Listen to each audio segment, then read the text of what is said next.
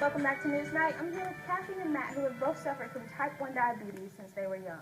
Thank you for joining us today.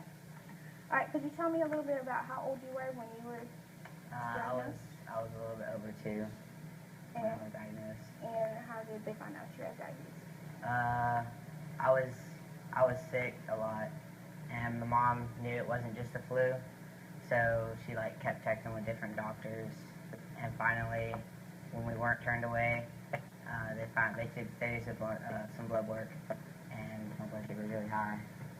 Okay, and you? How old were you when you were diagnosed? I was actually 6 years old when I was diagnosed. Okay, and how old are you now? I'm 40. All right, so you've been a long time in the game. Long time. All right, could you tell me a little about your experience with it? Well, unlike the other top ones this week, my mother took me in, took her urination, wetting the bed, drinking a lot of fluids. She knew there was something wrong. But it was around Memorial Day. Waited till the doctor's office opened. We went in. The pediatrician never did a blood test, nothing. He smelled my breath. He smelled your breath. That's all he did. He said it smelled like a fruit basket. And that's how he knew? That's how he knew. All right, so parents out there, smell your children's breath.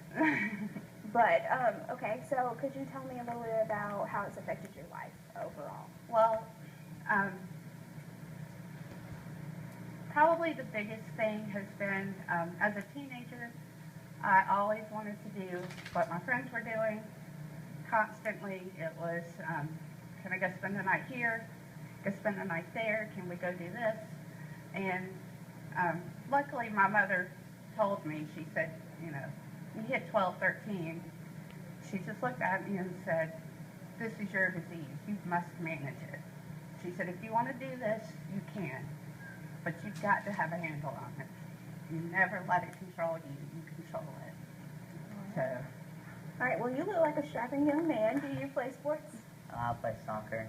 How does that affect you in your sports life? I have the insulin pump, and if it's not in my pocket, then it's off. But if I keep it on, it's a hazard because it'll get ripped off or ripped out or something. But other than that, it's not too different. Are there restrictions on things that you can eat? I can eat pretty much what I want to.